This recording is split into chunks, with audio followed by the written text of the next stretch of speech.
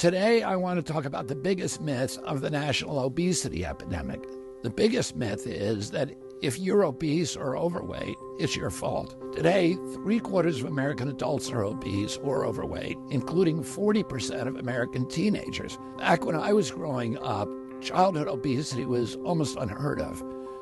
You don't need statistics to know that something has changed. Look at the photographs of beaches or state fairs from the 1950s. Something has changed, and it isn't human nature. We haven't suddenly become lazy or gluttonous. What has changed is our food system, our diets, and the hormone-disrupting chemicals in our food, in our water, and our soil. We are being mass poisoned. Today, they tell you that you have obesity, like it was some kind of contagious disease. They treat it as if your body malfunctioned, and they give you a shot to control it. Or they make it about your lack of self-control.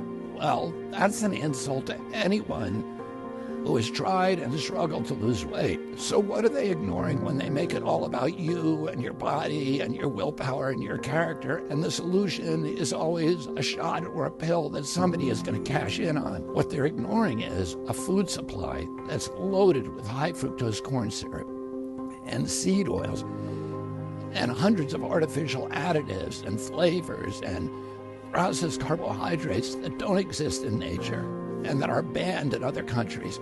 They ignore a skewed system of subsidies that make these unnatural, ultra-processed foods cheap. They ignore chemical contamination from pesticides that is wreaking havoc on our body. Now, let me tell you what we're going to do about it. We're going to change the subsidies so that everyone can afford safe and wholesome food. We're going to get industry money out of government so that consumers and doctors can actually trust our agencies again. We're going to make school lunches nutritious again. We're going to ban harmful chemicals from the food supply. We're not going to force or coerce or shame anyone. We're going to lower the costs and lower the barriers and get rid of the perverse incentives and clean out the chemicals so that the American people won't be swimming upstream anymore through a soup of toxic substances just to be healthy.